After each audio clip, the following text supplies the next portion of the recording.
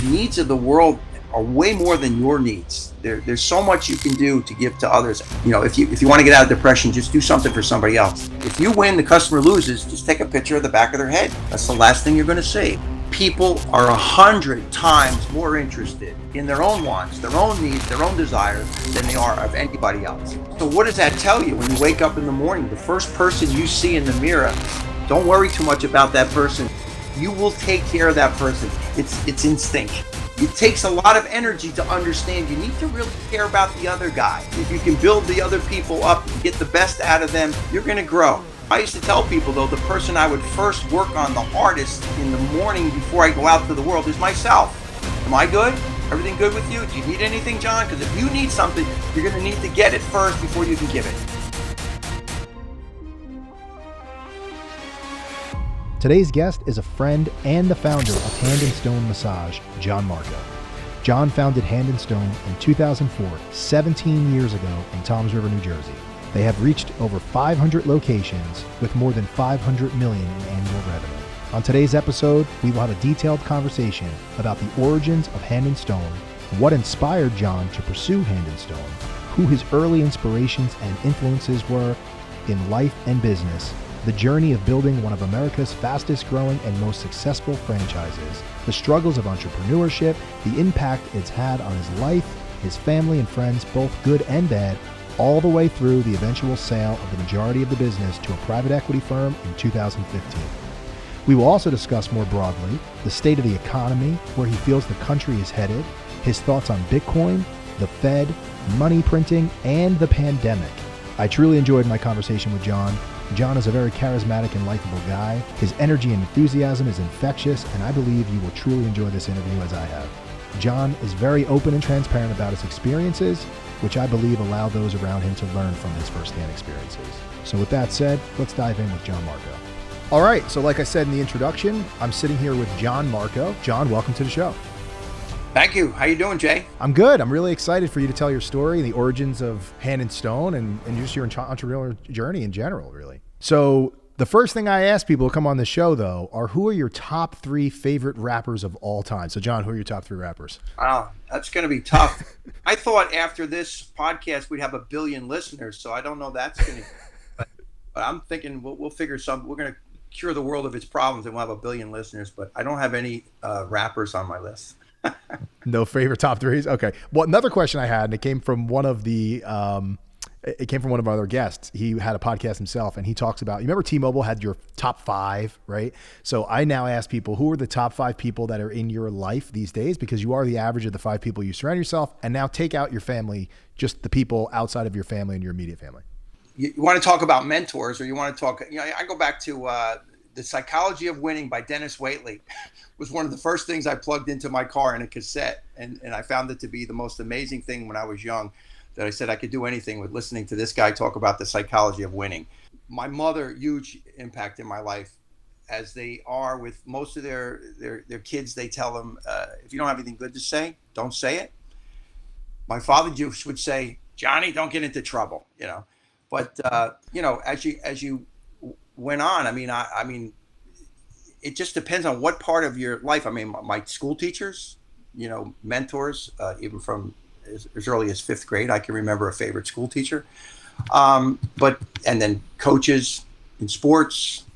And then as you got out of high school, you're trying to decide what you want to do with your life. You have different mentors. So Sure. Where are we going to start at? Where do you want to start? I want to start with fatherhood. So let's discuss your relationship with your father and how that's had a positive impact on your life, or negative, both professionally and also just personally growing up. Explain the relationship with your father. Well, first of all, my father went to the 5th grade. That's it. He was one of 9 children, as well as my mother. Both came from big families, one of 9 children. My father, 5th grade education, had to go to work. My mother, 8th grade education, she had to go to work. My father, I did not know my father could not read or write until I was in probably high school, because my mother took care of everything. Wow. Whenever there was something to read, she would just grab it, so my father didn't have to read it. I mean, he got through, and he supported the family. He was in the union. Thank God there was a union. He was a union Mason. Sadly, he died at just 69 years old from cancer. My mother lived into her 80s, but I'm one of five kids. That's the key thing. My oldest brother would have been 75 years old just a week ago, but he died at 49 years old in a car crash. I lost my sister, who was 2 years older than me. She would have been 68. She died of cancer. So there's two other brothers, an older brother and a younger brother. Um, it's My father didn't know anything about business. He didn't know anything about uh, going to college. That's not what he did. He could build bridges. He did build bridges, and he did hard work his whole life. And he was a good-hearted man. And my mother, even though she didn't have a high school education, I always say she was wicked smart because she really was. Right. Um, so what I got out of my family was just being brought up with rules that made sense, and with just compassion for others, I guess you could say, because they were good people. But business world, not from my father nor my mother. John, in your mind, what key values make up a good father? Like, what did you learn from your father being a good father yourself? If I couldn't bond with my father over education, because I didn't know, that he lacked all this. I did not know my father only went to the fifth grade. Just I didn't know that until I was older. Um, my father worked hard, and he just wanted to raise his family. He's got four boys, keep them out of trouble. One daughter, protect her. Um, I just thought my father had a big heart. It was a Yeah. good man, and he did his job as just being a provider for the family. He built our house. He would build the house. He did the brickwork, the concrete work. I remember that as a kid, helping him out. I was not at all a builder. My two brothers were both builders. I couldn't, put put a board together. They used to laugh at me. I'd be the guy to go get lunch or something for you, but I wouldn't. I wasn't doing the hard work. I wasn't built for some reason. Yeah. That was me too. I mean, okay. So I lived in Toms River. I came to Toms River in 1956. We moved from Newark, New Jersey. We lived in a house with two bedrooms and one bathroom. There was a makeshift bedroom for my brother and I and my sister, divided by a curtain for my sister's side. My brother and I, who was 4 years younger than me, slept foot to head in the same bed that was a couch by day, bed by night. One bathroom, a lot of knocking on the door, hurry up. Never knew any different. It was dirt road. We lived on a dirt road. So we didn't know anything about having money or the finer things. We had cars that would break down. This is the life we lived. My mother would cut our own hair, but she also she was a beautician, but she never worked as a beautician because she raised a family, but she cut our hair. And I'll tell you why, because she couldn't afford $1.25 for everybody in the house to get a haircut. But never knew anything different than that, you know. So I mean, I wasn't motivated in life by not having something and saying now I want something. That really wasn't my motivation. Um, I found other ways to get motivated. I probably not super motivated in high school. Played some sports. I played freshman baseball. Didn't play after that. Wrestled for 4 years. Didn't achieve what I wanted to achieve because I probably was more concerned on finding a date for the prom. But I moved along and went through high school with no intention on going to college. Nope. You know where I went? Lincoln Technical Institute in New Jersey for air conditioning and refrigeration. And that lasted 3 months because I was not at all mechanical. I wound up dating a nurse at the time who she was becoming a nurse. So I looked at the healthcare career books and said, wow, physical therapy. That looks interesting. Little did I know it was going to be extremely hard to get accepted in physical therapy college. So I wound up I started out in Ocean County College to get a lot of background sciences that I didn't get in high school, but I excelled. I got straight A's, and I applied to physical therapy schools, and I got into what was called the College of Medicine and Dentistry at the time, and I got one of 20 seats. There were several hundred applicants for those seats. I don't know how I got in, but I did, and I graduated with honors. as a physical therapist.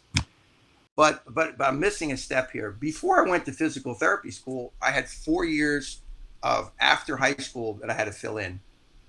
I took a job selling vacuum cleaners door to door. That was my first experience with talking to people, rejection, and overcoming objection. I wound up becoming the top salesman with another guy in the same office, and we said, let's open up our own store. And we did in Toms River. It's called Ace Vacuum. It was a small store. We sold vacuum cleaners. We did carpet cleaning. It was a home run. I was so pumped. I said, Charlie, who was my partner, 10 years older than me, let's open up more stores. He was content with one store. I was too young. I was only 21 years old. Well, you got to do more than this. So I wound up selling my half of the business to him. Just less than 2 years later. Here's a great ROI for you. My father loaned me $1,500 to open that store. In 2 years later, I sold my half of the business in 1976 for $22,500. I still have the contract. I was now the richest kid I felt in Toms River, and I was in Ocean County College with $25,000 in the bank. So instead of going to work, I would just go to the withdrawal slip and take $100 out of the bank. But ultimately, I went to physical therapy school, and I graduated, and I became a physical therapist for the next 25 years. Can I take a step back? You told me a story once about meeting your wife, Dawn, and the initial relationship. We went out on a date. There's some things that happened. Can you tell that story? Because I think people would love to hear the story. First of all, Jay, that's my love story. So if I'm going to tell my story about what I did in life from high school through my careers, I have to put in the love story. So the love story starts this way. I'm in college for physical therapy in 1980. I graduated college in 1981. So in 1980, summer of 1980, I'm home for my break. And I always say it this way because it's so true. First of all you have to do is hold a picture of her up and you'll see. But I meet this gorgeous girl with the most beautiful eyes. And it's now July 3rd, 1980. And I ask her out for a date to see the fireworks. And she says no. So what do? Well, I was a vacuum salesman for a while. I used my sales skills to overcome that objection. And I asked her out again. I said, how about the next night? Would you go out with me the next night? How about July 5th, the next night? The reason I used that date is we did started dating July 5th, 1980. How did you call your girlfriend in 1980 to let her know you were coming to pick her up? Well, you picked up this telephone with a wire. And for your guests that don't understand this, that's a plastic box with a dial on it. And you actually dial the numbers to get to the person. It's so funny that people don't understand that anymore. But Dawn was, her father was a football coach in Toms River, Ron Signorino, a legend in Toms River. Yes, he is. I did not play football, and I'm dating his daughter, and he's got 4 daughters and 1 son.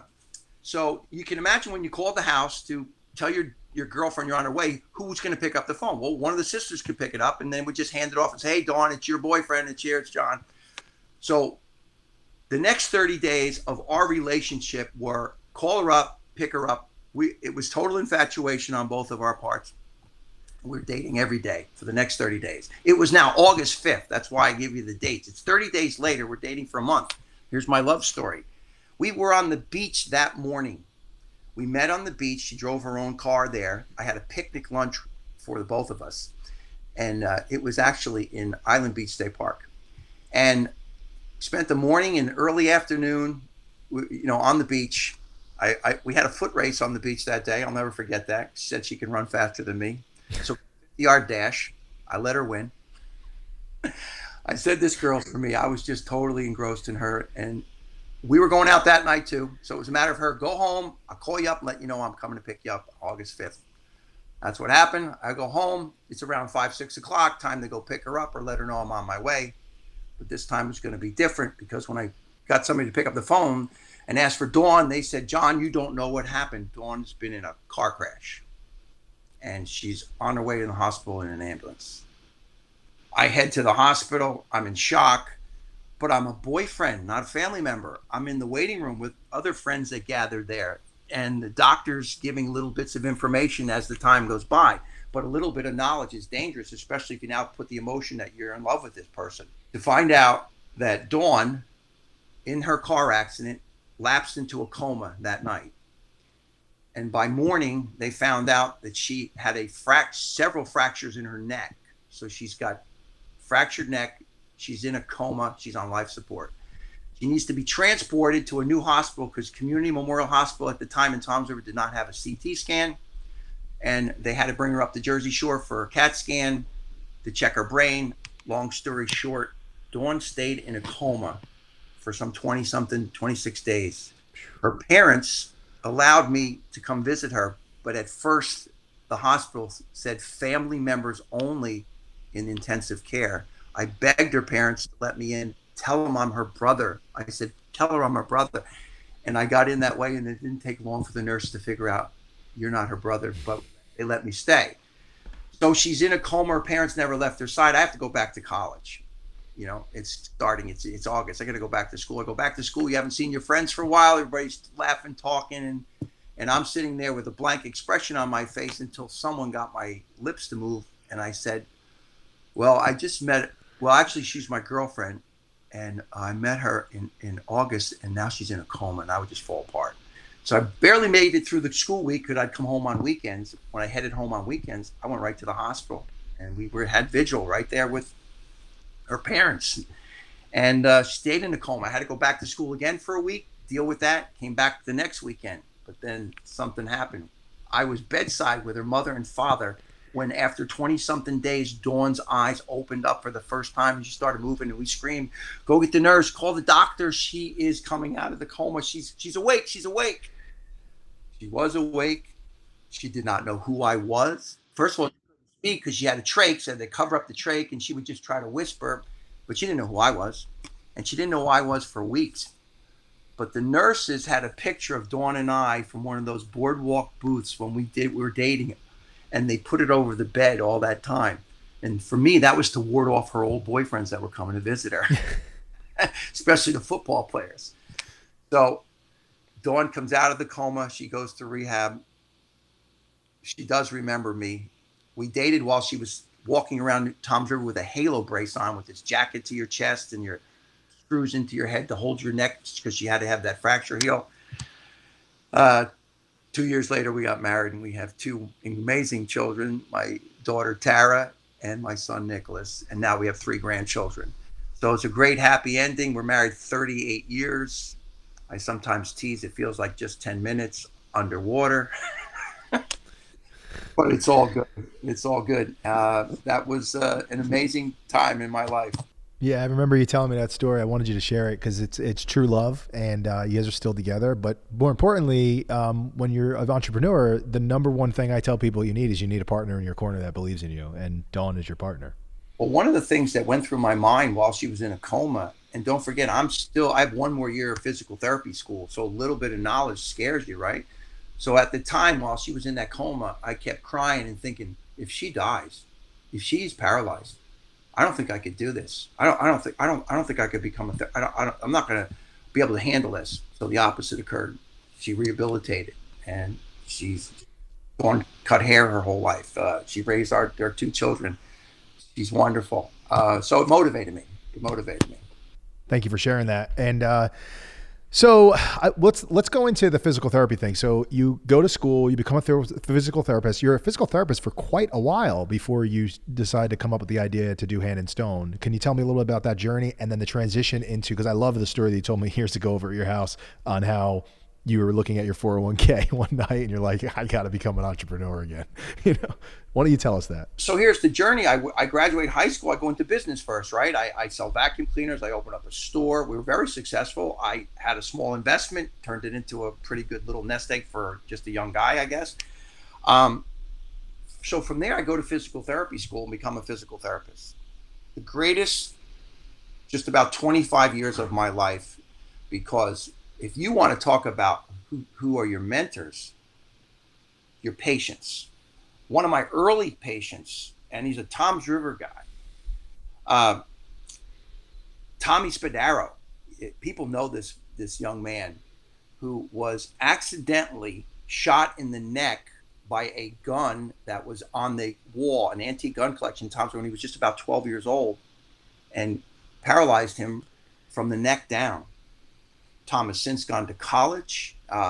He does public speaking. You should get him on your show one day. He's phenomenal. But these people motivated me. I mean, the worst people. I don't mean the worst people. The most tragic thing to deal with is people with quadriplegia or muscle diseases, multiple sclerosis. All of these patients that I took care of, I did rehabilitation work. So I was always understanding the needs of the world are way more than your needs. There's so much you can do to give to others. And I felt I got more out of it than they did, because I would leave the house. Now, sometimes I'd fall apart when I leave the house because of the emotion, but never while you're with the patient. It's quite amazing how that works. But it allowed me to be a person that just never gets down for long. I don't know anything about, for me personally, what it's like to be depressed, because I see what I can do with my hands and my legs and my mind. And I'm so grateful. I say, if you want to get out of depression, just do something for somebody else, and it's an instant gratification. So I learned compassion, and I really loved all those years of physical therapy. But I still had a little bug for business, and that was really almost like a fluke. I wasn't actually looking for a business to think I was really going to go into one, but I just kind of noticed on the internet, the early ages of the internet, the massage industry was very fragmented. Most massage therapists would just put up posts or create their own websites to get their own customers, until I found this company out of Arizona who was doing membership-based massage. And I said, wow, this is interesting. This is a home run. You get a membership, you get a low price introductory offer, and you can get a great massage. So I flew out to Arizona with my wife on the whim that we were going to be doing a little bit of a vacation, but we were inspecting and checking out this massage concept, membership based. I saw it. I said, I could do this better. I know I can. I went back home. 3 weeks later, a friend of mine who helped back me, and actually my brother, came out to check it out. I said, look, I can do this better. He said, put together a plan. I put together a business plan. I raised my capital with just 2 investors. I thought I was going to go to a bunch of doctors that I knew and get 50,000 here and there, except 2 guys took the whole deal. And I had no name for the concept. I was working. This is a great story. Working under the working title of Simply the Best Massage, which was not, but it's just a working concept. And I'd be in my office, just like I am now, trying to come up with a name, because they already gave me a check. I opened up an account called STB Massage, but I said, don't worry, I'm going to come up with a name. Every time I thought of a name that was anything good, I went to the internet. It was already taken, right? So with that, I teased my daughter, who was 16 at the time. My son was just 13, going on 14. She was almost 17. She might have even been 17. But I teased her and said, look, if you can come up with a name for the company, I'm going to get you a new car. She jumped up and down. Oh, man, I'm getting a new car. I go, you think so? It's real hard. So for the next couple of weeks, we're all going nuts in the house, writing pieces of paper, putting it on the refrigerator. How's this name sound? Anything we thought of, we put on there. I gave up after a while, and I said, well, here's what you do, guys. When you come up with something, you put your name on it. We're going to call it Marco Massage. Now, you know how your kids are embarrassed of you as they get older? Well, they were like, no, Dad, that's horrible. I'm in my office at night. My son walks in, and he says, Dad, you're going to do stone massage? You're going to work with you? So he said the word hand, and he said the word stone. I wrote down everything anybody ever said to me on a yellow pad. So I went to bed. I woke up at 3 o'clock in the morning and went, Bath and Body, Harry and David, hand and stone massage spa. And I ran downstairs on the internet.com, grabbed it. I couldn't wait till it was morning to go tell somebody. I think my brother in Virginia was the first person I called. And he said, man, that sounds great. Then I called my nephew, and everybody loved it. Hence the name Hand and Stone, by a kid about 14 years old. Bro, we're hanging out in your backyard smoking stogies one night, right? Just chilling. And you go to the bathroom. You come back, and me and Nick are sitting there. And Nick's like, Dad, where's my equity in Hand and Stone? I'm the one that came up with the name, Dad. Tell Jay the story. That's how you told me the story originally. It was so funny. Between my daughter and my son, they now have 9 Hand and Stone franchise locations in New Jersey. And they pretty much run the state of Ohio as a regional developer for Hand and Stone.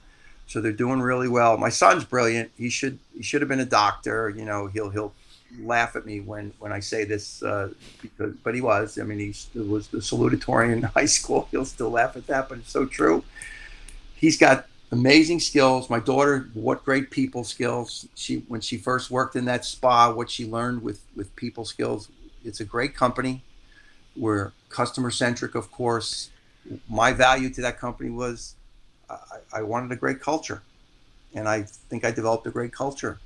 And I got that from reading the book, How to Win Friends and Influence People by Dale Carnegie. Absolutely a turnaround for me. Because in franchising, you're asking people, and in Hand and Stone, you need now about $500,000 or $600,000 to open up a Hand and Stone location. So you're getting people to give you a lot. They don't give it to you because it's for the build out. You just get a small franchise fee that you use to help get them going, which is key. But you're teaching people how to treat people nice. And I used to say, all I do is teach adults how to be nice, because some people don't get it. I had franchisees call me and complain about the customer maybe. And I always remind them, remember, if you win, the customer loses, just take a picture of the back of their head. That's the last thing you're going to see. And Dale Carnegie's book, his quotes are amazing. His people skills are amazing. One of the things I said in some of the speeches I've given at my conferences for Hand and Stone was what Dale said about people, all people. Doesn't matter your background, how much money you're worth, what your social economic status is. All people want two things. They want to feel important, and then he used the word crave. People crave appreciation. So that lit a light up in me that says you have to be around people, and anyone that comes within an arm's length with you, if they don't leave feeling important and appreciated, and that's not flattery. Flattery doesn't work. It's appreciation. And I use that. You have to make people feel important and appreciated. He's got so many great points in his book. How do you win an argument? Don't get into one in the first place. Yeah. In fact, I read that book a long time ago. When we were selling the company, Yashi, the CEO, Perry Sook for Nexstar, came to the office, and I refreshed myself by rereading that book before that meeting, because to your point, it was a good refresher that it's not about you, Jay. It's not about what you've done here. And this was my mindset. And I had all my executives and all the people in the company in the conference room before they came that morning. I said, here's the strategy today. We're going to get Perry Sook to talk about Perry Sook's story and how he created Nexstar. And they're going to want to learn how we created Yashi because they're buying it. But we're going to get him talking. And if he's talking, and the majority of the time he's here, he's talking about himself and the thing that he did in his journey, he's going to leave loving us, right? Because he's not going to have a reason to not like us, number one. But he's going to tell his story, and they're happy telling theirs. People love telling their own story. And then when they're done, they're like, you seem like a nice guy. I like that team. But all he did was all the talking. That's exactly what we did. Here's another great quote from Dale Carnegie. I wish I could say these were my words, but they were Dale's words. But you can own them for yourself. People are 100 times more interested in their own wants, their own needs, their own desires than they are of anybody else. So what does that tell you when you wake up in the morning? The first person you see in the mirror, don't worry too much about that person. You will take care of that person. It's instinct. You're always going to take care of yourself. It takes a lot of energy to understand you need to really care about the other guy. You really have to listen to the other person. The more people if you're in business, if you can build the other people up to get the best out of them, you're going to grow. It's not about you. So I used to tell people, though, the person I would first work on the hardest in the morning before I go out to the world is myself. Am I good? Everything good with you? Do you need anything, John? Because if you need something, you're going to need to get it first before you can give it. That's the way I see that. They're 100 times most interested, and people that don't understand. I said, let me see your son's little league baseball picture. Here, I'm going to hand it to you. Who do you look at first? You're looking for your son, because that's your family. If you're in the picture, you're going to look at you even before you look at your son. Some moms would disagree with that, because I get it. But we got grandkids, and they're the greatest medicine in the world. My daughter has twins. They're now 6 and a year-and-a-half-old little boy. And we can't live without them. That's the best part of life. So anyway, life isn't that hard when you try to, you learn. My mother, here, you said my mentor. My mother said when I got my first job, which was washing dishes in a restaurant, I took the job. My mom said, take the job. You're going to learn from every job you have. So right. Who was the guy that says you are the people you meet, the books you read, the people you meet, the books you read? It's another one of the probably motivational tapes. I used to be obsessed with motivational tapes because I was in Yeah. my a lot. I did a lot of home care therapy, so I listened to these motivational tapes. There is a point where you can overthink. You got to shut them off and then just live it, and you just got to do it after a while. You know. So one of the keys, I think, to being successful in business and life is having self-awareness, which you're describing is you have a lot of self-awareness, and a lot of people lack self-awareness, it seems. One of the things I thought was really interesting about you, and I feel like I think I have pretty good self-awareness. Nobody's perfect. We have moments where you lapse and you're not thinking properly, like you said, but you always go back to the things you've learned, the things you read about, and it reminds you where you're lacking in life at the moment. I noticed something about you that I thought was very unbelievable. I never did this with many of my companies, and I know people that scale companies really well, but when you did it, it wasn't highly scaled. You brought in Todd as a CEO, and I'd like you to talk about that decision to bring in and remove yourself as the chief executive officer of your own company, which was not a scaled business at the time. You only had a couple locations really, and he brought this to a whole nother level. So you had the self-awareness to know, I'm still driving the vision. I'm still driving the culture. I'm still driving everything as it relates to that. But I need somebody to drive the part of the things that I'm not polished on, the things that I haven't mastered yet. So I'm going to bring this guy in. So why don't you describe that decision-making and how you came to that? Well, here's the Hand and Stone story. So I went from, which I talked earlier about how my son comes up with the name. Well, you just have a name. So you have a concept. You understand that this business will work if you do a membership platform and a low introductory price to bring people in. That's the business model, right? So we opened our first store in November of 2004 in Toms River, in a very small, kind of an old shopping center, because no one else would have us then. We have our signage up. It says beautiful Hand and Stone. We have a beautiful menu. We have a bunch of massage therapists trained. We created a hot stone protocol for people that wanted the hot stone, and we did all the other services like deep tissue and Swedish massage, etc. And now we're in business. We're open in November 2004. Well, it was Christmas time, and we realized people bought gift cards, an insane amount of gift cards, especially the way we presented them. I've bought Hand and Stone gift cards for people. This was just booming right out of the gate. So within the first year, we knew we had a winner. We were selling hundreds of memberships, thousands of dollars in gift cards. We went and opened a second location in Spring Lake, New Jersey, in the next county, and we opened that by November of 2005. Same thing happened. Lines out the door, gift cards, memberships. I realized I had a winner on my hand. I need to franchise. I didn't know how to franchise. Well, I found a place in Chicago that did franchise documents, marketing materials, and taught you how to franchise. They were the same company that did the original docs for Dunkin' Donuts. So they're a franchise specialist. They pretty much set you all up and then send you out the door. Good luck with your business. So you go there for a week after all the documents are created, and they send you out the door with your FDD documents and your marketing materials, and you're on your way. Next thing you know, we're marketing, and we get a call from somebody in Scottsdale, Arizona. They want to open up a Hand and Stone, and we open up there. So I was one of maybe 3 or 4 people in my company, and I pretty much wore every hat that I could in the beginning. I was doing everything, and I had a small staff, and we didn't know how to really franchise, except I had business skills, and I got those business skills from my vacuum days and sales days. And I didn't consider myself a salesman because I don't really like to sell, but I understood people, and I like people, and I got that from physical therapy and compassion, and I just turned it into business. So after about 26 to 28 locations open, and I had a licensing deal with Canada already. We put that deal open, and I did that by myself with my small group. I said, I need to bring in more help with franchising. So I went online and found a search firm that specialized in franchise executives. I wanted a president, CEO. I come across this gentleman named Todd Leff, who was retired in his 50s after running companies like Amco, which nothing to do with massage, but a business, right? Anyway, interviewed a few different people. When I interviewed him, we hit it off. Nice match. Brought him in, gave him the title of CEO and president. I didn't even want the CEO. I took the COO title. I was the chairman of the board. But Then we were a real powerhouse because Todd really knew how to build a franchise system and put the people in place for that. And I really knew the hand and stone business, the massage industry.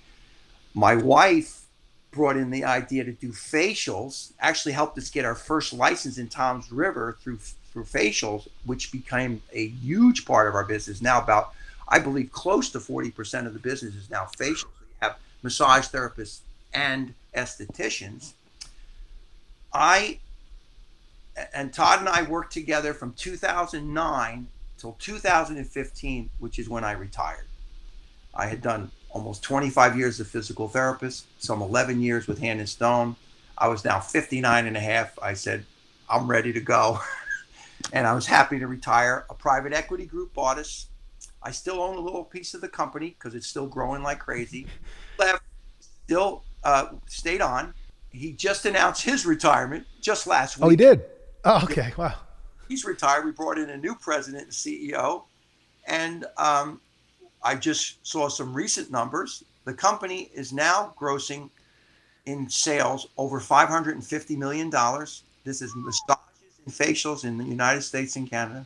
We have over 500 locations nationwide and in Canada, and we're still growing. I mean, we grow at a clip of some 50 new locations opening a year. Pretty big company, probably 50, 60 people in the corporate office. We've probably created over 20,000 jobs around the United States. We have like 50 something or more in just New Jersey alone, which I'm very proud of because this is where I've lived my whole life.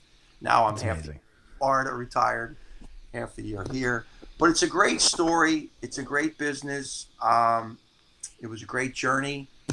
So my transition now is to, well, you learned about a lot of great things from your family and from other mentors.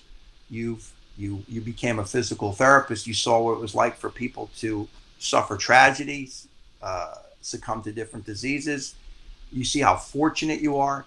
Then you go to the next phase, and you not only were you lucky that you maintained your health, but now you're financially independent, and you have some wealth. And you say, well, what do I want to do now? People tried to get me. Might even be you too, Jay, tried to get me to do some business with maybe franchising or anything. I have no interest.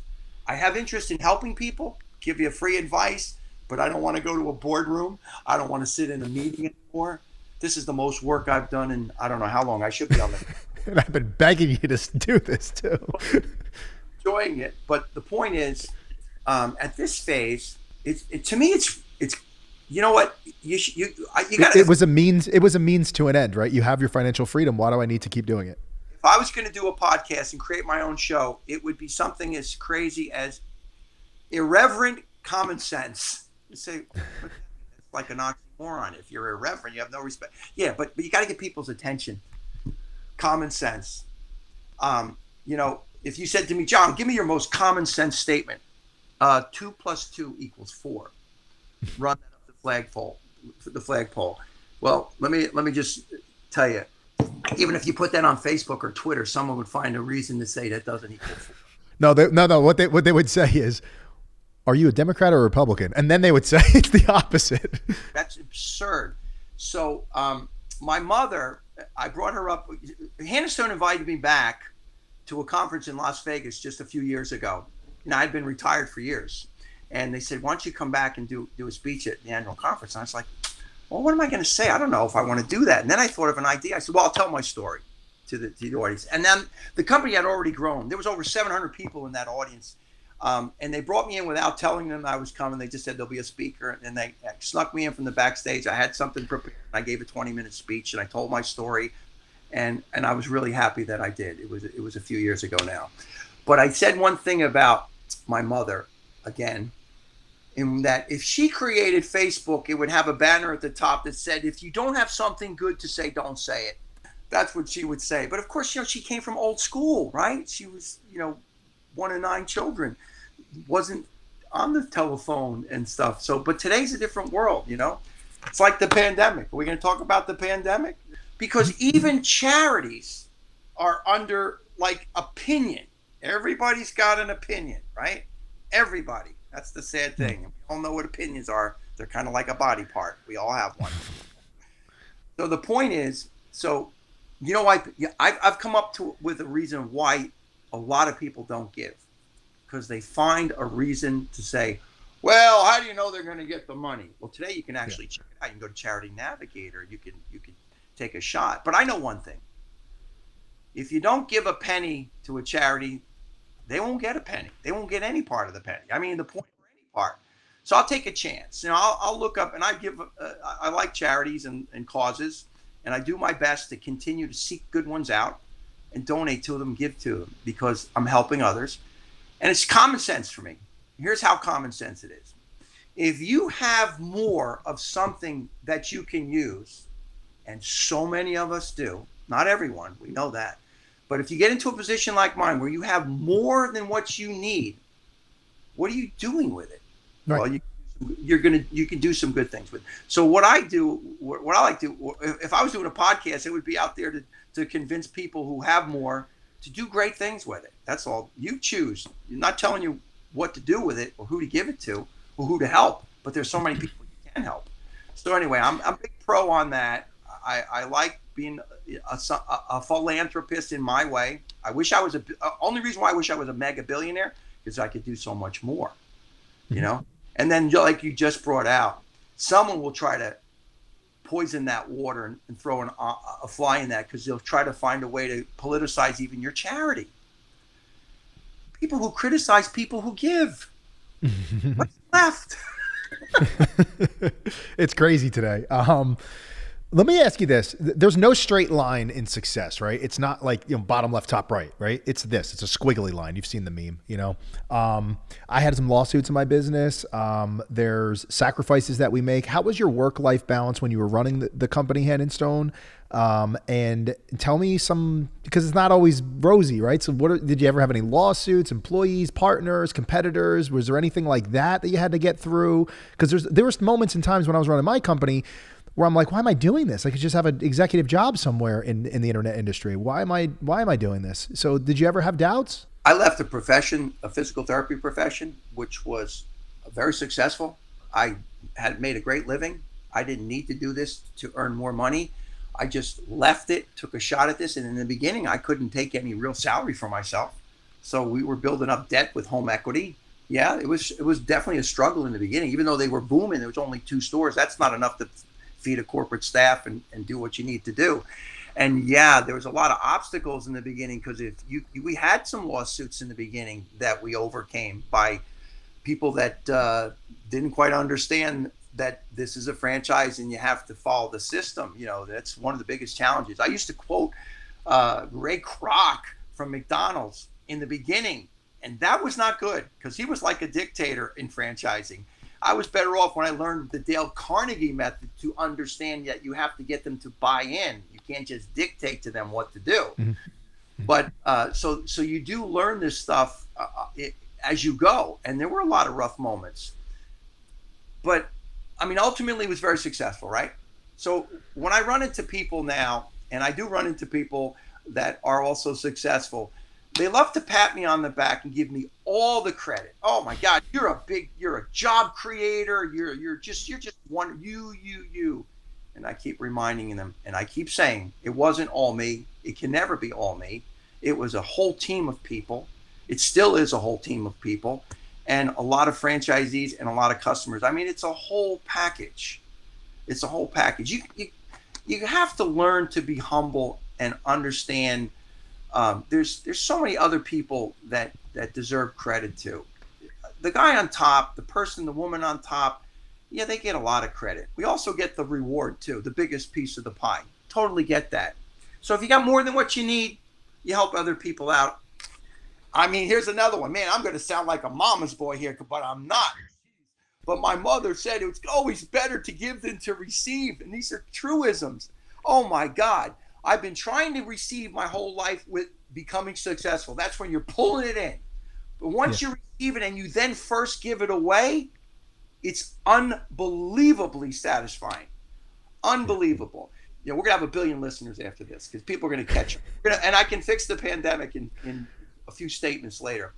We will fix it. But the point is, ultimately, with what you're doing with this show and what you're doing with your podcast, if you can find a way beyond money, which I don't, you're very successful, that does fix a lot of things or helps. The satisfaction is unbelievable. The only thing that would motivate me to do what you do is, what can I do to help people? And I feel like I don't have it anymore. I don't have the energy to do it. I wish I did. I'd like to back somebody with the energy to do that. But the point is, it is phenomenal to be able to help somebody out. I've been helping people out, and I love it. And I'll give you a quick example. My nephew said to me, Uncle John, check out this charity. It's called Charity Water. Charity Water? What's Charity Water? Young guy. He went away, he found out that there were people that did not have any water. They don't have water. Well, we know that. We've seen the shows, right? Okay, so he came up with the wells and the ways, and he's already gotten water to thousands of people. I went on, read the story. I'm a monthly donor on that. Love it, love the stories. It's just one. There's one. And there's many, many others. One of the biggest things I like to give to are hospitals, education, food, things like that. Our local charities too, those kind of things. They're awesome. Put a portion of that, of your money aside to do that, and you're going to love that, because you get to make the decision on what to do. And it's great, because then you don't feel like you're not helping. There's only so many things you can do, right, in your life. So John, let me ask you. You build this bit. First of all, what you've done is phenomenal. I mean, honestly, like, I built a nice business and sold it and this and that, but like, it's not around anymore. The buyer screwed it up. They weren't able to continue to grow it. You built a system that's sustained without your control. That's really difficult. This is the Robert Kiyosaki Rich Dad Poor Dad cash flow quadrants, right? You went from employee to self-employed to a business owner to an investor. You literally went through the path. And my hat's off to you, because most people can't figure out how to build a real sustainable business. So that's phenomenal. And by the way, right out of Toms River, New Jersey. So that's pretty freaking cool. Again, folks, he's giving me all the credit. I don't want all the credit. No, I get it, but you're the vision of it, and listen, you went out to was it Arizona where Massage Envy, right? You go out there, you go through, you see what they have. As you told me the story, you were like, you had your ruler, your tape measure, you're taking measurements of what they're doing. You're killing them. I know. And one of the things you saw early on, which was really, really smart, but again, self-awareness as well as being observant and seeing where there's patterns. Pattern recognition is another thing. You were able to look at their model and say, they got most of this shit right. They did, right? They were scaling. They had like 80 locations, I think, back then. And you said they don't have a sink in here?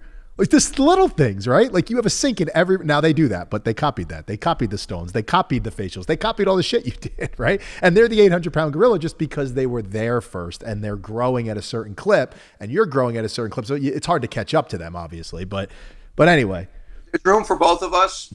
It's another great too. No disrespect to any other companies. My point is, you just do a good job, treat people right, and you can be successful. Believe me, I was very competitive. I mean, I worked hard to build this company and give it the best I could possibly give of myself, and learn every step of the way. Learn so much from your franchise owners. Oh my God, the franchise people are brilliant.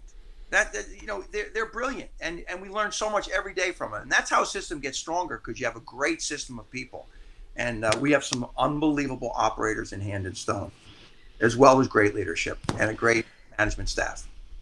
Last year, I think it was 2 years ago, there was the scandal, right, in the industry. I text messaged you. I was like, this has to be great. Massage Envy apparently has some issues because there was like some, jerk off thing or something like going on in a couple locations. I mean, they have 1,000+ locations or something like that, and you were like, this is terrible for the entire industry. Like, the mindset that you have, it's different than mine. I was like, oh, that's great. Your competitors getting some shit right now. You're like, it's bad for all massages. That's not good. I was like, I didn't think of that.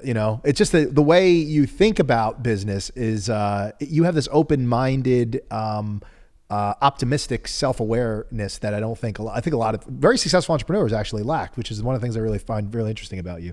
Let me ask you about the pandemic though, right? Because you guys got through that bullshit scandal that came and went, and then the pandemic hits, and it's like nobody's allowed to go anywhere. You have to wear a mask. The one thing you're certainly not allowed to do is go and put your hands on someone and start massaging them face to face. I mean, how did you guys get through this, and have any locations closed as a result? Like, how have you fared through the pandemic? As you know, I'm retired, so I don't work day to day.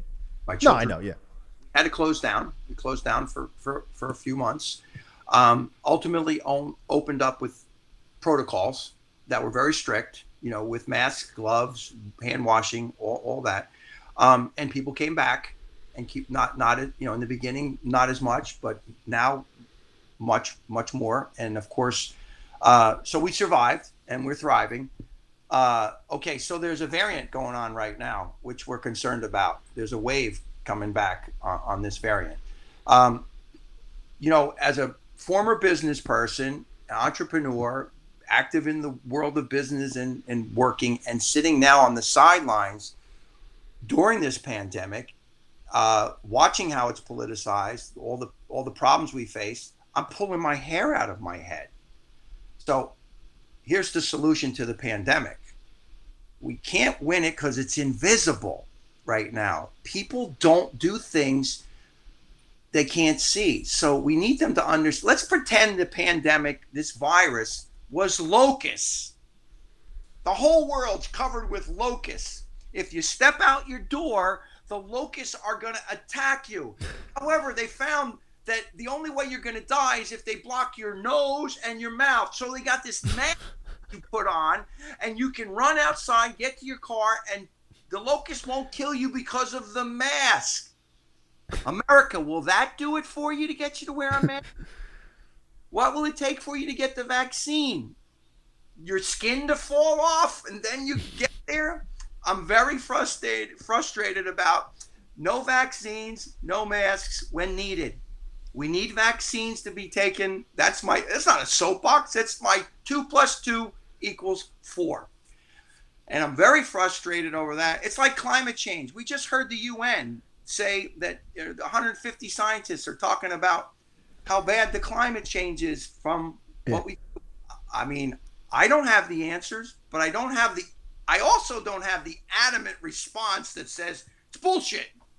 Yeah, how could you know either way, right?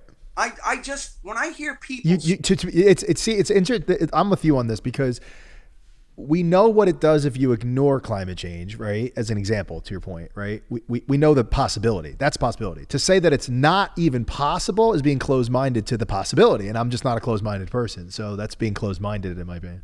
Streets are flooding in places where it's not raining. Right. I live on the water in Jersey and in Florida. We to understand. But you see, here's the problem too with wealth.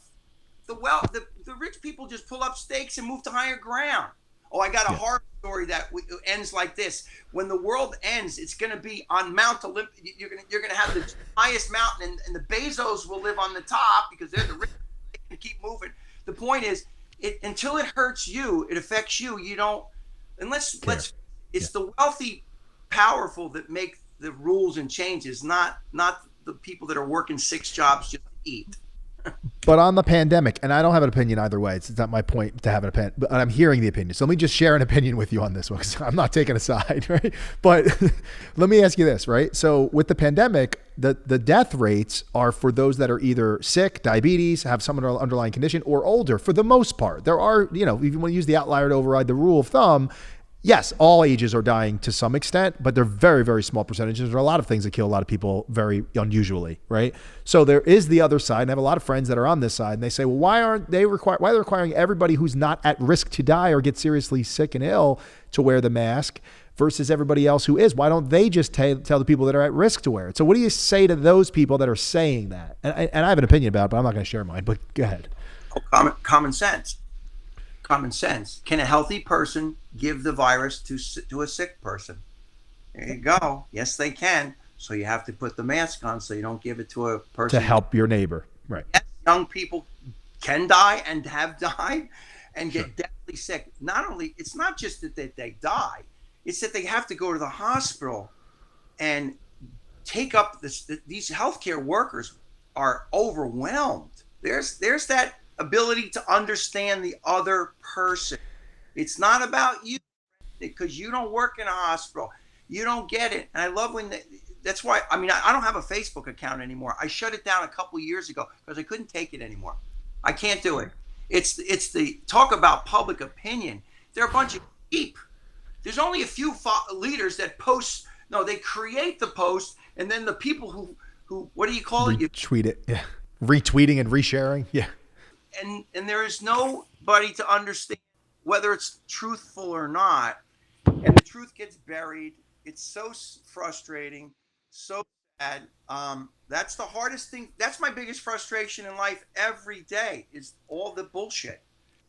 Can I ask you a question about like political in a way? So, I don't usually get too political, but I'm just curious because I don't know where you stand politically. But like Donald Trump, it seems to a guy like me, guys like me and you, that seemed like logical in 15, 16 when he's saying he wants to run. I'm like, oh, we got a business guy that's going to run the country, which is really the biggest business in the world. Shouldn't we have a business person in politics? Because none of these people, they're all lawyers and shit. They're not even business people.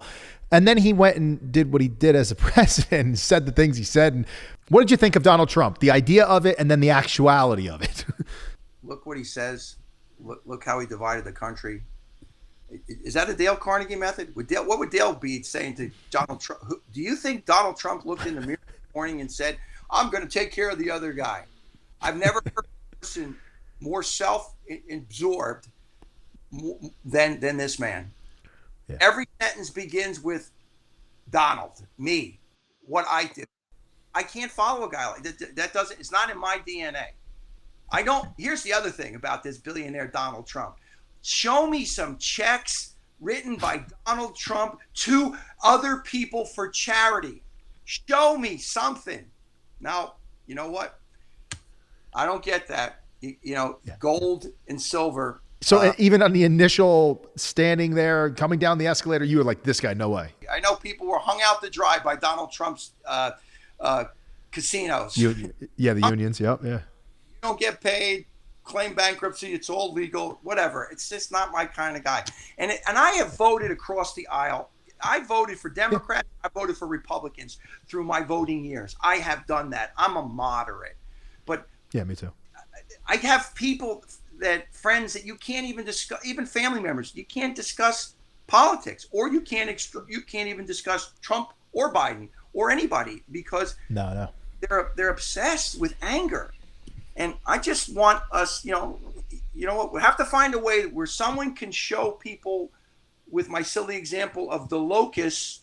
You can't see that virus, but it's really there. It's like a locust. It's attacking you. I don't know. I'm upset. I wish if everyone wore the mask when needed to be in close quarters, now did the vaccine, we would be out of this. There's a chart that I saw the other day. I'm going to have them find the chart, maybe put it up on here if we can find it.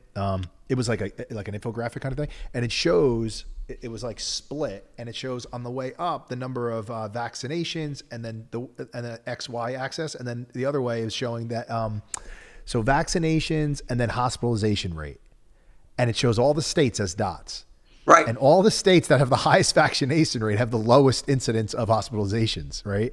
And so I don't understand why people are arguing against this. It's like, it seems pretty obvious that if you're highly vaccinated in a highly populated area, you will have a lower hospitalization rate, but they're fighting against it.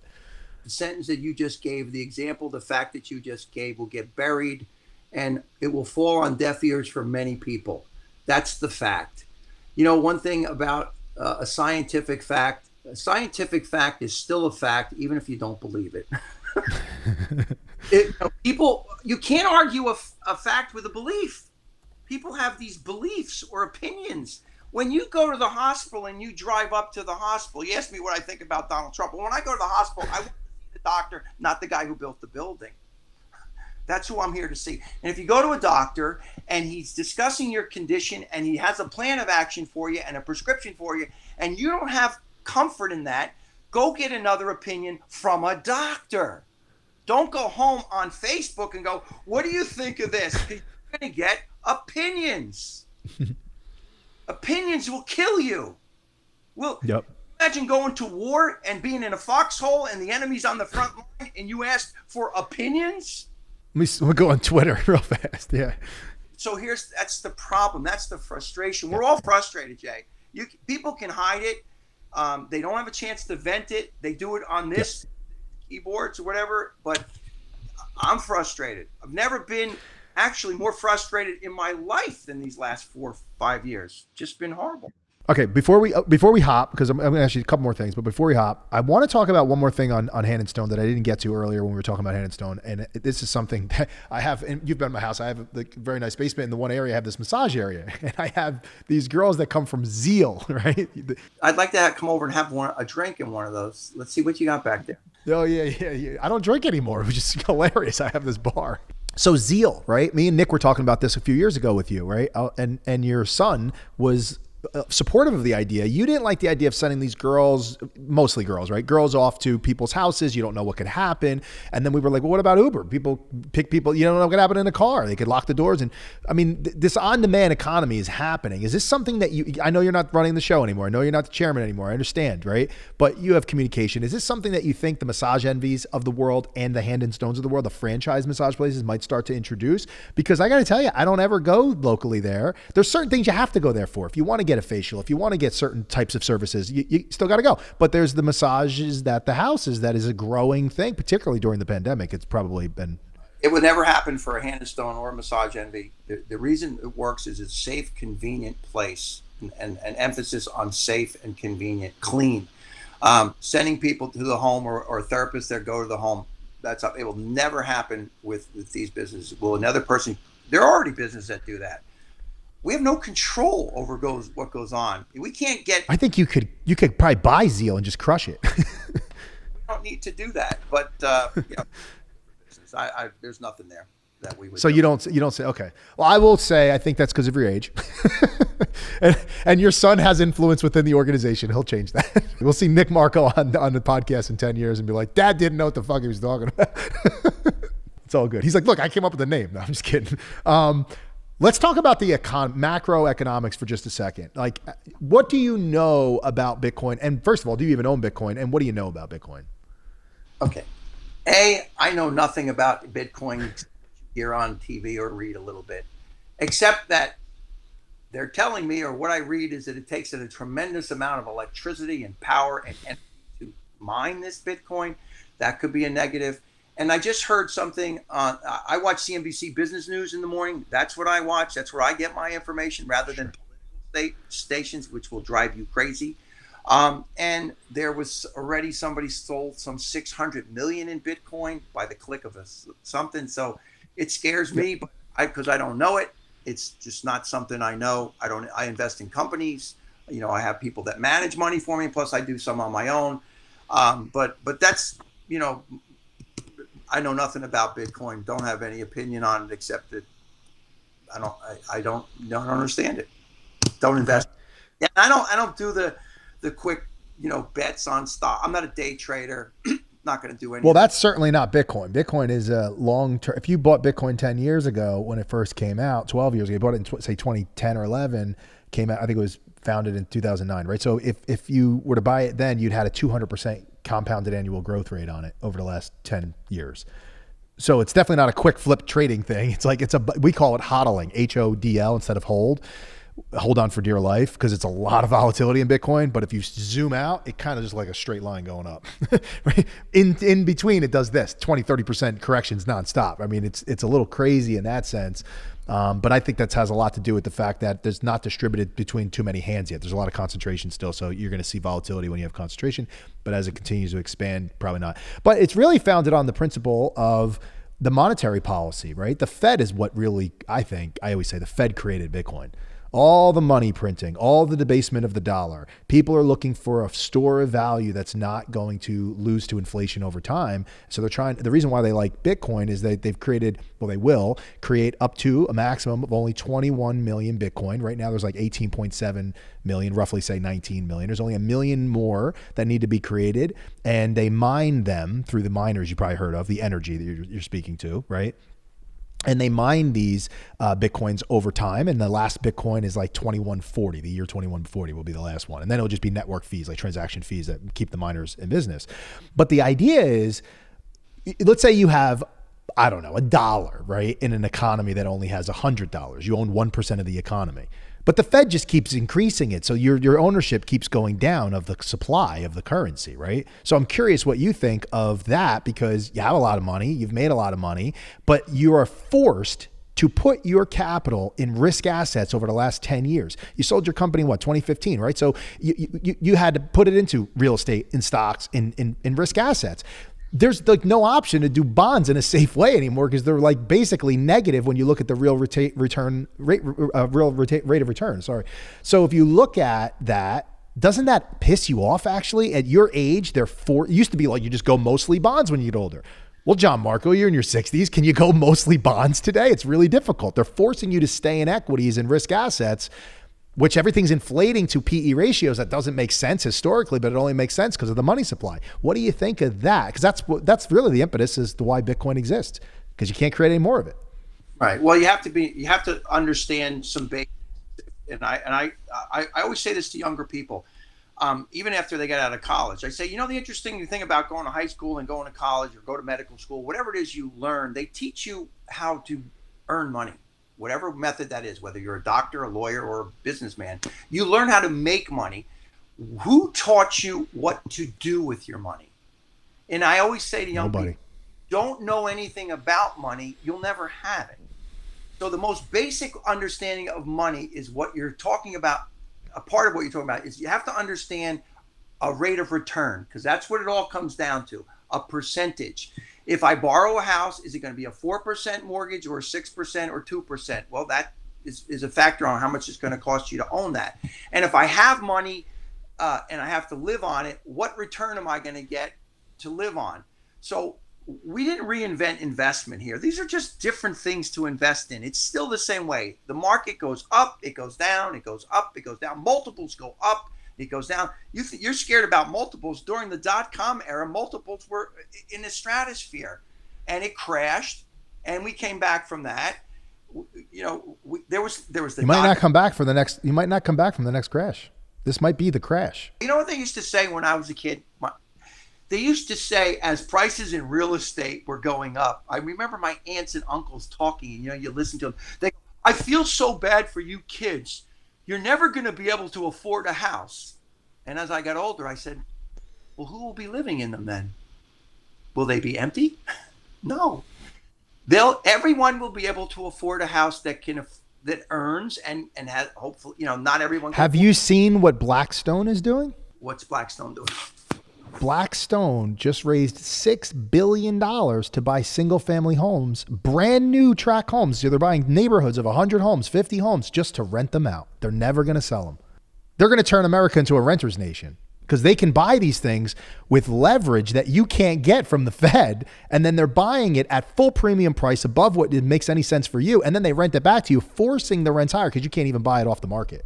That's really scary. Like, where are we going? You'll always find someone who knows how to make money. That's just the way it is. That's good. It works as long as I believe ultimately it's for the good of all. I don't think this one is. I think this one is for the wealthy. I don't like this kind of stat. I don't like that 90 Americans, Bezos at the top, 90 down, holds half the wealth of the country. Yeah. Yep. And say, well, that's the way it is. Well, no, it was arbitrary how we decided on tax policy. Why does a guy who works, whether they make 100,000 or even up to let's say 400,000, pay a real high payroll tax and taxes when, in business you could get out of a lot of tax? But that's not why he's rich. It's because of the monetary policy. The Fed created his wealth. That's what it is. Because what they've done is if you see prices going up in the stock market and you see prices going up in real estate, what's really happening is the dollar's just getting weaker. And when you're holding on to assets as a wealthy individual, yes, your wealth is going up, but it's because of the monetary policy from the Fed that is creating that movement upwards because they're actually making the buying power less and less. And you've taken all your cash to buy the assets, so you're the beneficiary of the rising prices and you're not getting debased. If you're sitting there with that job, paying the high taxes on your income as they are, as well as payroll tax and everything else, you're not left with very much money to invest, unfortunately, right? You're just paying paycheck to paycheck, paying your bills, paying your rent, paying for your cell phone, paying for your car, your insurance. Most people are just doing that. And so the beneficiary in the system that they've created are the wealthy, but then they blame the wealthy. And it's like, well, what am I supposed to do? Sit in cash and lose it all? I know what I'm supposed to do. It's not about blaming the wealthy. You don't have to blame the wealthy. Just cut all that out and try to understand what is the problem and how do you improve it. That's money. It's the money. I'm telling you now, it's the money. But it's not about just blame. But there's nothing wrong with questioning. If 90 people can accumulate half the entire wealth, so we're now fighting. The rest of the people are fighting for the other half because 90 hold this. What if the train doesn't stop? 30, 30 years or 100 years, 90 people own 90% of the world. They left 10% of us. There'll be a revolution because we're fighting for, it's like bringing home a pizza. We're fighting the wrong people, though. They got to fight the Fed. Well, I don't know about fighting the Fed. I'm not fighting. You know what I'm saying? I didn't say that we're fighting, and blame would be fighting. I'm not saying about blame. I'm saying you have to look at it, try to understand it. It's beyond me to fix, but it's always political. Listen, you know what they say about the rich? If you eat the rich's lunch, it'll be your last meal. You know what it is? The world is not really about politics. It's really about those in power, how they treat those that are in less power. That's it, right? How do you run your? There are good operators and good leaders that run their company well, and there are others. During this pandemic, we've uncovered some companies that treated people really, really poorly. I never knew that in order to get a piece of chicken, you got it from somebody that stood shoulder to shoulder cutting meat for their shifts. And if they had to use the restroom, they said, no, you better get a diaper because you're not leaving the line. I mean, that's abuse. You know, there's lots of things that are horrible out there for the almighty dollar. I just, you know what? We have the solutions, and we have the money too. This country is loaded. We're not poor. We're loaded. It's just in the hands of few. But the old saying is, and I just had to bring it up, is Winston Churchill's, I think you were kind of paraphrasing it. You don't make the poor richer by making the rich poorer, right? And that's. I mean, I'm not saying that. It's not about. I agree with that. That's okay. I listen to CNBC, and as a businessman, I laugh at them going, "Oh, good line. What you just said. They just want to take our money." No, nobody just saying that. Just saying. I mean, why don't we do a podcast on this? What if we were Jeff Bezos? Oh, wow. What is the number? Oh, it's 270. 100. Yeah, 200. Billion. What do you want to do? I don't know. Get me a bunch of brilliant. But he doesn't really have, you're a founder. He doesn't really have 200 billion. He has equity in a company that's worth that. He can't just liquidate it all. So it would just drop to zero if he tried selling it all. If he went and liquidated everything, it would just drop. It's too much supply. It's supply and demand. Doesn't have to liquidate to zero. See, we just took Bezos from the richest man in the world to zero. We're not asking him to liquidate his company. I just know that I can grab my telephone and order some from Amazon within seconds. He's got a pretty good business there. It's not going to go away. Oh, no, the business. I'm talking about the stock price and all the wealth that would get evaporated as it drops. If we just keep defending all the mega rich people or wealthy people, if I'm in a category, I've got some wealth, you should not have to pay any more because you earned it. I know I earned it. So did the $15 an hour person earn that. But we take 1/3 of his money out of taxes or whatever it is. Whatever. Listen, if we don't make some changes on some things, nothing will change. Look, I know you're not a Bitcoiner, and that's why I wanted to talk about it, because it is a perspective that the Bitcoin audience that will listen to this will understand that. And by the way, how old are you now, John? You're 64, 65, right? You're in your 60s? I can't believe you're going to ask me a personal. Seriously. It's important for people to understand the age demographic shift, right? In thinking. 6 years old in October 15th. 66. You're a dinosaur. I love you, bro. No, listen, I think the problem with a lot of people, and this is my opinion, it's an opinion, is that a lot of people don't really have a full understanding of the money itself and the supply and how that impacts everything. And unfortunately, that's a challenge for people in coming up the curve on Bitcoin. You got to understand the money, and then you'll understand the use and the value of Bitcoin. And I'm going to orange pill you. That's what they call it, trying to get someone to believe in Bitcoin at some point. I'm going to orange pill you on Bitcoin. It's going to take time, but I'm going to get you there. I would like to just continue to earn money so I can give and help more people. I mean, that just sure. Makes right. I mean, I have enough, and my family's in good shape. You take care of your family. But it isn't about you when I say that. Like you said before, we always think about ourselves first, but it wasn't about you when I make the comment. What I'm saying is you're an influential person. You're a smart guy. If you come up the curve and understanding the money supply issues and what the Fed's been doing and what's causing the problems, it's not taxes or lack of taxes. It's their debasement of the dollar that's leaving people behind, because asset owners, the wealthy, they're choosing the winners, right? They're anointing the winners. If you have money, you should listen. By the way, I have a lot of rich friends that are sitting in a lot of cash. They don't even know how wrecked they're getting. Like, we've lost 11% on buying power in our dollar this year in 2021. That's crazy, right? That's not coming back, right? They printed too much money. It's crazy. So if you're not sitting in stocks and real estate and Bitcoin and assets, you're losing your value. And you may think, oh, I'm just going to wait for the crash. You better hope that crash comes. Otherwise, your money's worthless. Listen, there we go again, and I get it. I got a bunch of rich people who are sitting on a lot of cash. Don't worry about them; they'll be fine. See, we're worried. We're worrying about.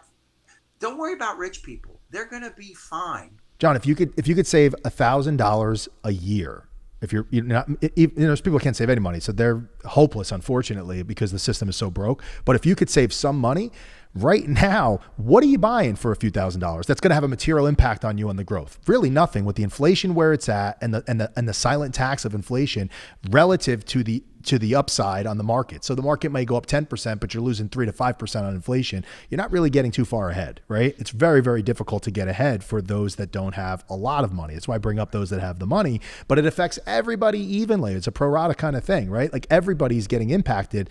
And it's really hurting the people that have very little money versus the ones that do. But anyway, I don't want to go on too much more about this. I did want to get your general view on really money supply from the Fed and really just Bitcoin. But I'm not here to like convince you and convert you, So. I don't know that much about it. I don't really invest in it. I have investments. They work well. And I wish I made more so I could do more. That's all. I mean, I got enough for myself. I agree. So if you buy Bitcoin, you'll be able to do a whole lot more. Maybe not. Okay. Thank you very much for coming on the show today, telling your amazing story about your wife, which I think was the best story you told, and I think, and your entire entrepreneurial journey. This is a very good friend of mine. Used to be my neighbor. He's moved a little bit now, but he's got a nicer house, nicer neighborhood. But he doesn't care about money, but it's a nicer neighborhood now. He's chasing his daughter and his grandkids, basically. Your path, I think, was one of the most inspirational stories that I've heard, because of you show that optimism, being a good person, giving back, and caring about others is really what gets you there. So thank you for sharing your story today. It's been a pleasure, Jay. Good luck. Build a big audience, give a great message, and be an optimist. Appreciate it. Thanks, John. Appreciate it.